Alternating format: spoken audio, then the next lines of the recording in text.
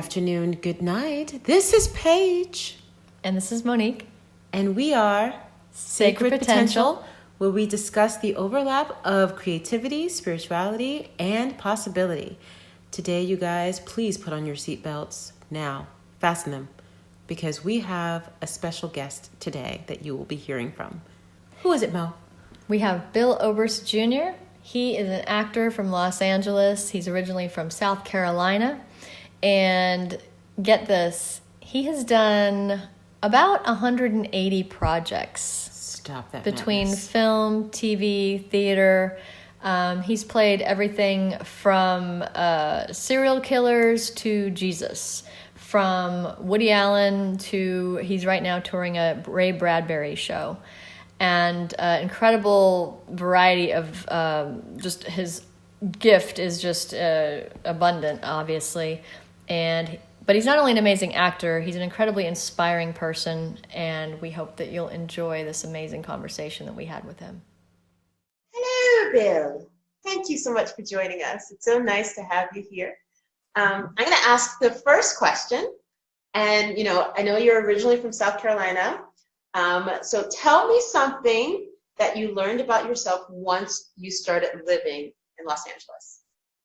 Well, first, can I say hello? And can I congratulate you two on what you're doing with the Sacred Potential podcast?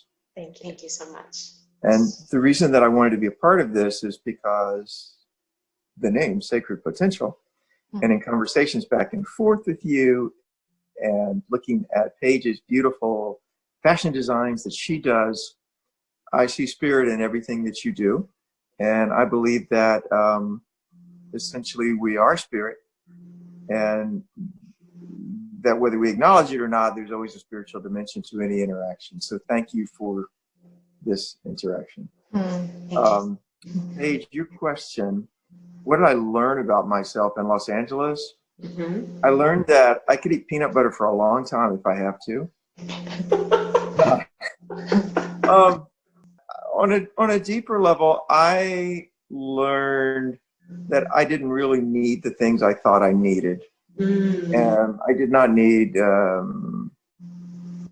success, achievement, awards, no, validation. That's what I did not need. I thought I needed this place called Hollywood to tell me that I was good enough for them. And that was just another form of wanting to be a part of a group that plagued me since I was a kid, with bullies. Yeah. Wanting to be a part of the in group. And then when I got there to Los Angeles, I found that everybody wanted to be a part of the in group, and nobody thought they were, because the in group doesn't really exist. Yeah. So I learned that I don't need the validation that I thought I needed in order to work my craft and do my work and enjoy being in Los Angeles and enjoy it all, but not need it on the level that I thought. I thought it was a ladder and that I was getting to the top rung. And then I realized that the ladder actually is laid down horizontally and everybody's just running along the ladder. And then they get to the other end and they go, oh, maybe it's down here. And they run to the other side and we all go back and forth. So it was a great equalizer to realize that nobody really knew what they were doing and that nobody felt like they were a success. It reminded me of a Mark Twain quote: "The life has never been lived that was not a failure in the secret judgment of the one who lived it." And I find that to be true. So it's very liberating to realize that everybody else feels the same way you do. Nobody really feels that they know what they're doing. Yeah. Wow. I love that. So in light of having gone to LA, and I see that as maybe a dream that you had, what do you feel like are dreams that you've had that have come true, that you've made come true, and how did you bridge that? What kind of decisions did you have to make to do that? Well, I wanted to be an actor when I was a kid. It's all I ever wanted to do. I wanted to be a preacher first, but then I realized that most preachers are forms of actors. There's truth underneath there, but there's performance. And acting's all I ever wanted to do. And in order to do it, I had to not listen to virtually everyone. in my young life who said, you can't make a living doing this, so don't do it. Do something that's more practical. And, you know, you hear this over and over again from entertainers and artists. Why did I continue to pursue it? It wasn't because I was brave or, you know, damn it, I'm going to show you. It was because I had to. I think it's a vocation. I think any form of the arts is not an occupation, it's a vocation. And the trick is to make your vocation and your occupation. I have spent a lot of time in churches and talking to preachers. I performed in churches, and I asked an old preacher once, how did you get your call to preach? That's the way it's, you know, preachers to have received the call. And he said, boy, let me tell you something. And anytime somebody in the South says, let me tell you something, they're about to tell you a great truth, right? He's, let me tell you something. He said, when you feel the call to preach, you run. You run as hard and fast as you can. And if it catches you, you preach. Wow. Wow. And I thought, well, there it is. So it's the same with my vocation. I've just done it because I have to. I can't do anything else and be anything close to happy. That reminds me of, have you heard the Frederick Buechner quote that says, your vocation is where your desire meets the world's great need? It's like this overlap of like what you desire fits exactly into what the world needs. I like that very much, and that takes desire out of, I want something for me. I want things. I want a house. I want a car. I want, you know, I want sex. I want this. I want that. It's not things for me. It's your desire meets the world's needs. I really, really like that. Yeah. Wow. Okay. I have my second question is, I absolutely love how you say there is no other. There are only variations of yourself. What character and or characters have you played that you would say is a variation of you, and why? Well, they're all variations of me, and some I really don't like admitting that they're variations. The few that I feel I have failed at, and I don't mean that egotistically, I go by, you know, reviews and what people have told me, and I can tell, and, you know, I really didn't do a good job. Those few are the ones that I didn't want to admit that was in me, and couldn't see it in me. I don't like to think of myself as a liar, but I have played a couple of liars that felt really true to myself, and I didn't like that. And I don't like to think of myself as a cruel person, but I've done a lot of cruelty. So all of those are variations of me. On the other hand, you know, I've gotten to do a couple of Hallmark movies where I played an Amish father, and that's a variation of me too. So it's all about seeing the potentialities in yourself, right? That a part of realizing and making sort of your own personal religion, there is no other. Say that to yourself over and over again, there is no other. Part of that is realizing that anything you see in human experience could potentially be you, with no exceptions. And they're like, oh no, well, I couldn't be that. Yes, you could. Yeah. Yep. Be any of it. So being an actor is a good education about that, not always in a good way. Yeah. Richard Rohr has it's something that he talks about paradox and contradiction, how we all are full of paradox and contradiction, no matter how pure or, you know, Mother Teresa, or it doesn't matter who, everybody has these nuances in their humanity. That's true. There's great writings by Mother Teresa during a period of depression she had.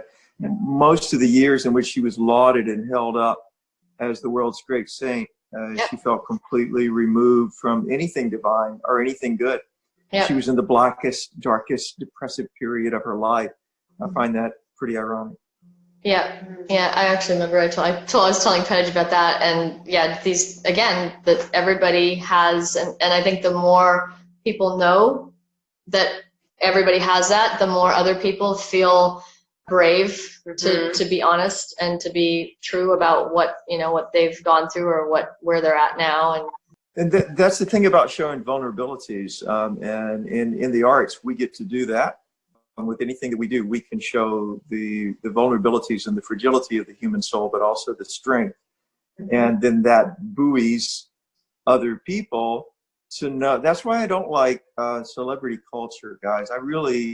I think it's poisonous. Toxic's a word overused, but it can be toxic because when we fetishize anyone, and I know we love to do it because humans are hierarchical, but when we fetishize another human being, we separate them from us and we make us less than.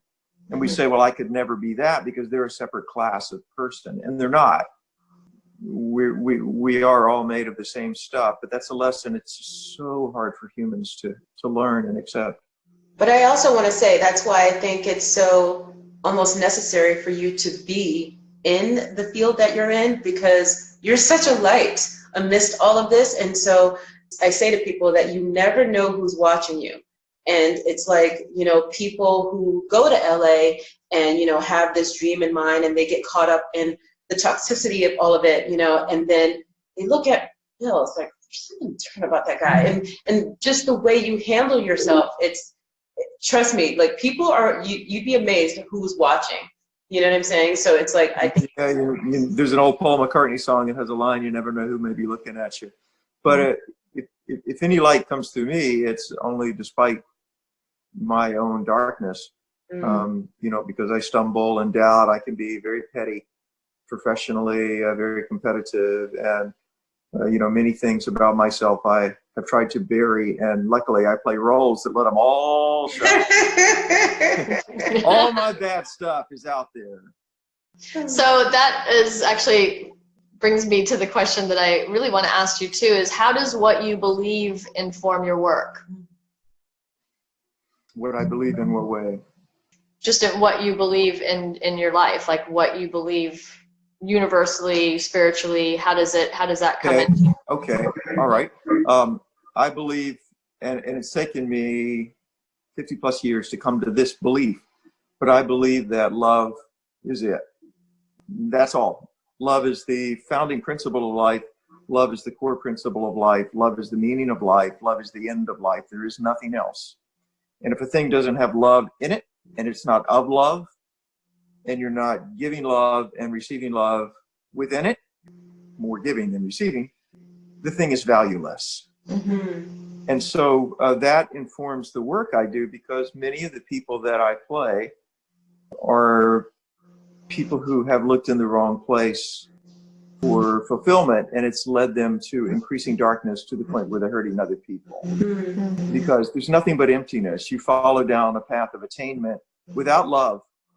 There's nothing but emptiness. So when I play someone like Paul McCorn in Circus of the Dead, who is a horrible human being, who has chosen to believe that life has absolutely no meaning, the strength of that portrayal, if there is any strength, comes from the fact that I vehemently disagree with that character. But I have to enter into his worldview, but it's all filtered through me.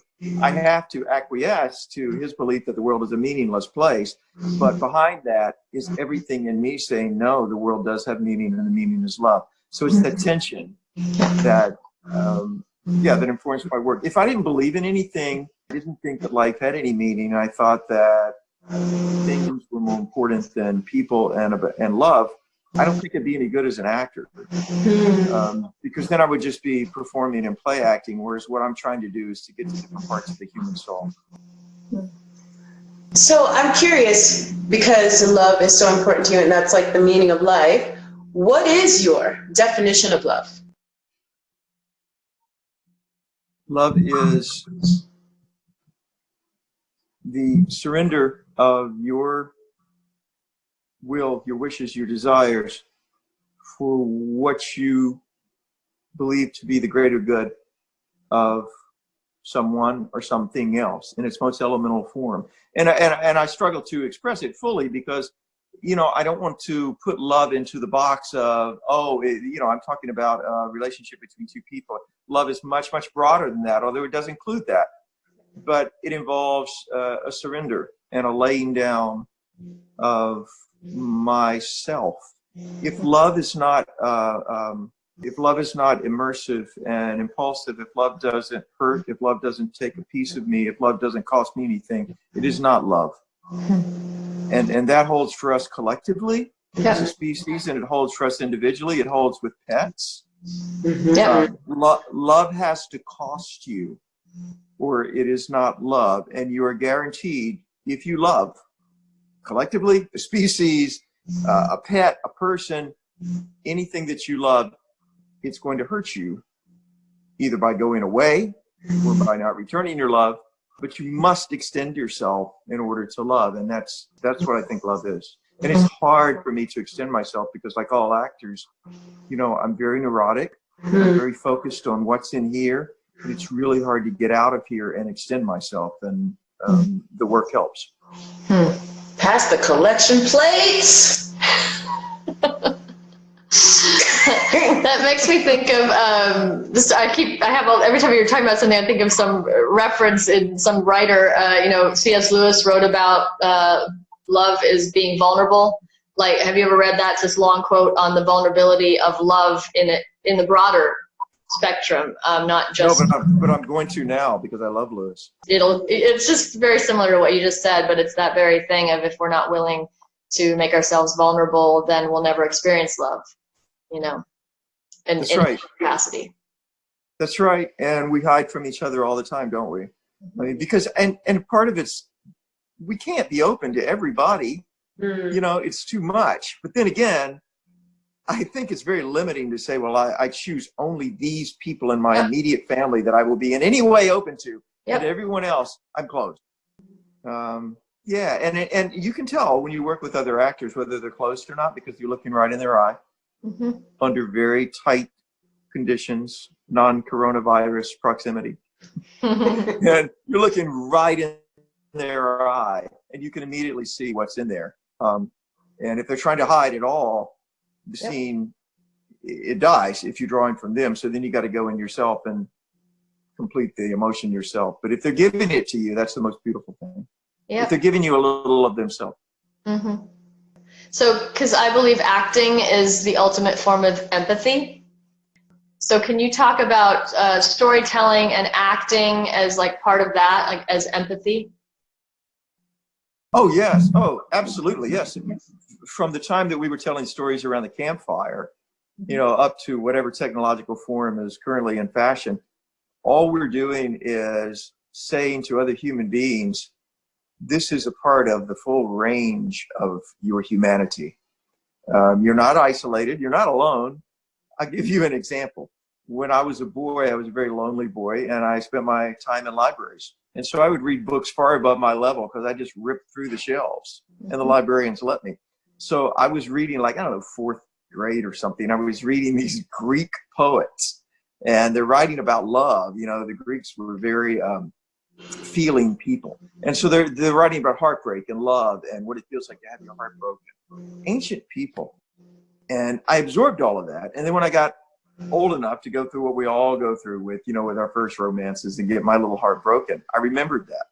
And I remembered, and I thought, this feels like what I was reading. Therefore, I'm not alone. Other people, thousands of years ago, have felt the same thing that I did. Therefore, I'm okay. And this is normal, and it's okay. And so, and I think that's what storytelling does. Is it gives people all of the tools they need to look at their humanity and other people's humanity and say, yes, this too is human. We're just telling ourselves stories about us so that we won't feel that anything is exceptional to us or outside of us or impossible for us. Yeah, both dreams and nightmares function that way. So, Bill, I have my next question. I understand you're quite sensitive. Am I? Well, I mean, in the interviews that I've seen, you're very in touch with your feelings and everything. So I'm just damn it, I am touchy-feely. You're right, Paige. It's true. It's the best way to be. It's a marvelous way to be. But I'm curious, what makes you laugh? What makes me laugh? Yeah. Curious George. I love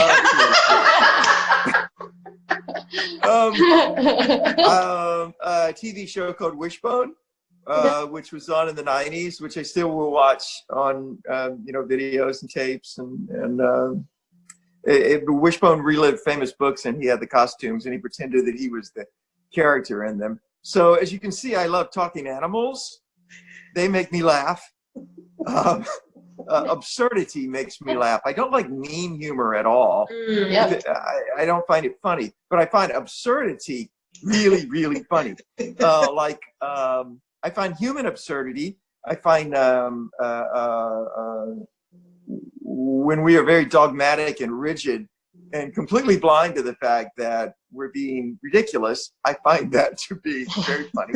For instance, if someone stood up and said, I would like to call this meeting of the Decency League to order and announce that I am running for president of the Decency League. Does anyone have any reason that I should not be president of the Decency League? Well, no. Everybody's going to start whispering. But this person is completely blind to the fact that you should never say you're running for president of the freaking Decency League. So, all of these things make me laugh. Absurdity. Yeah, silliness. Awesome. What would you say, or how would you define what a soul is? You have me thinking about Curious George now, so I have So you can combine those two if you'd like. Curious George finds his soul. Has that been written? And why could it not? Why not? What was a soul? George was curious. What would happen if he looked for his soul? Yeah, the man in the yellow hat probably wouldn't allow it. What is a soul?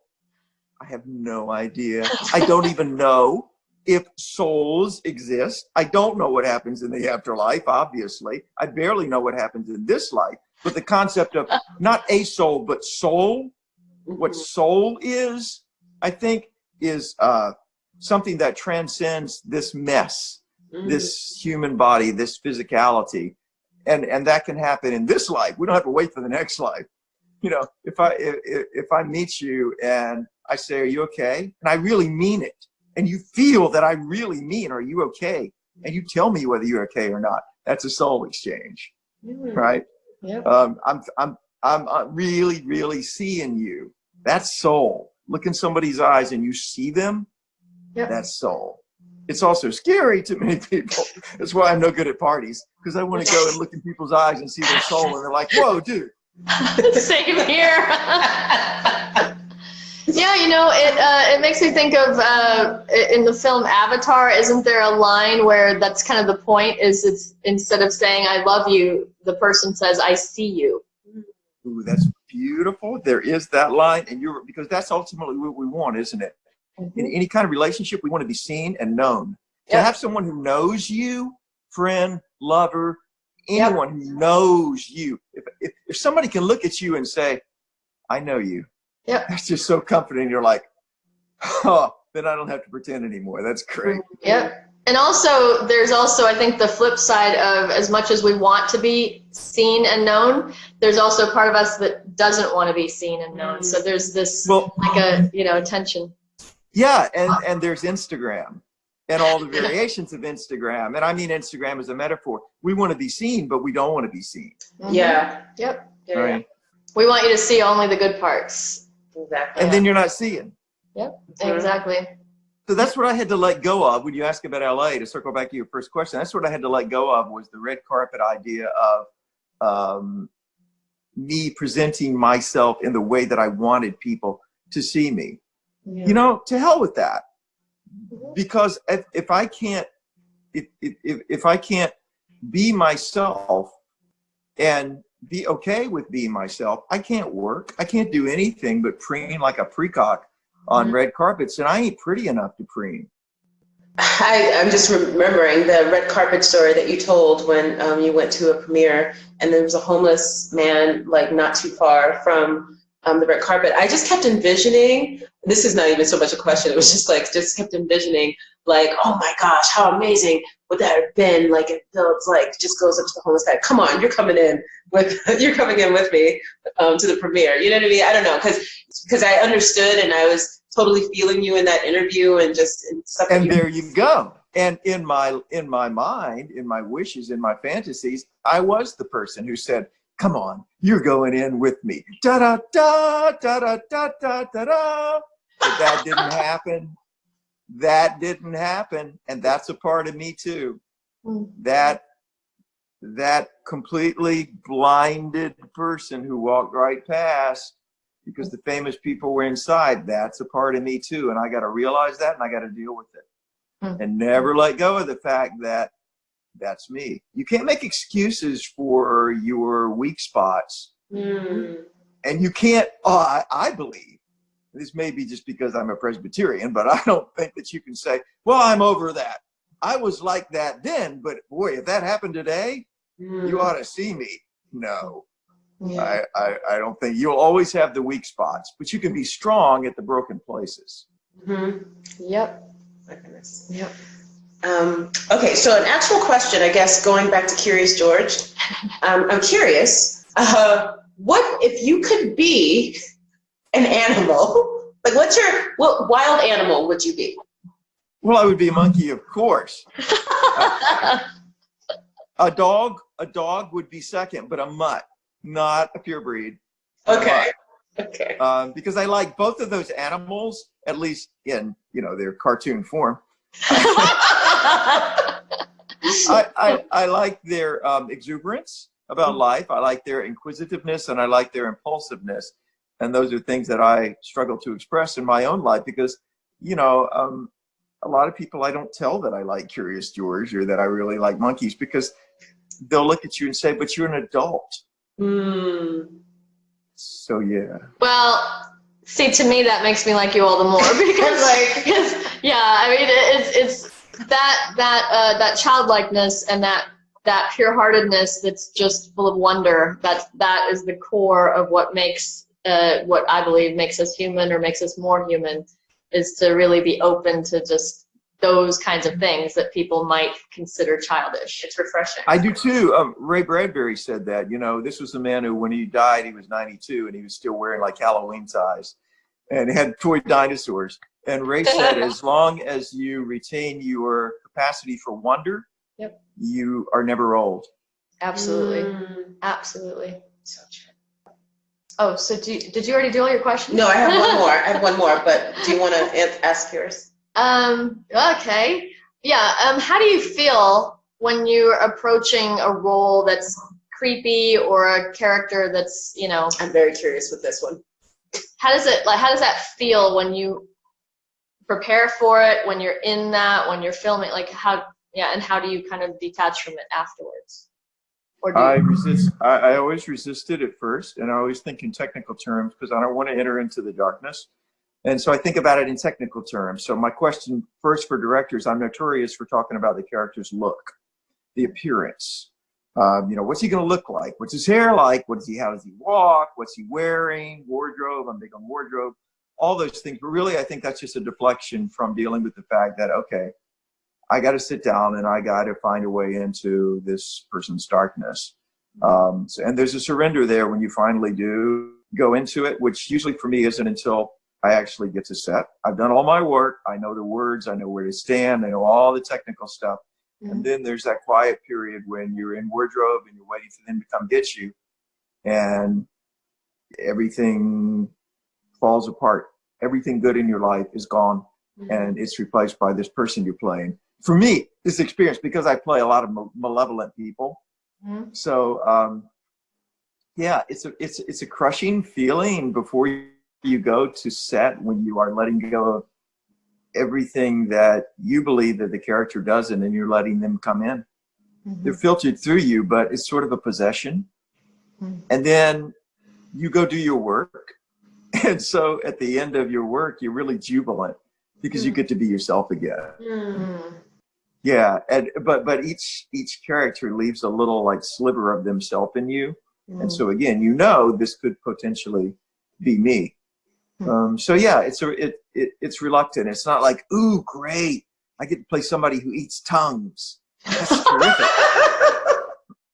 But I've got to really want to eat tongues in order to play the tongue eater. And that should be a movie, the Tongue Eater Part 3 or something like that.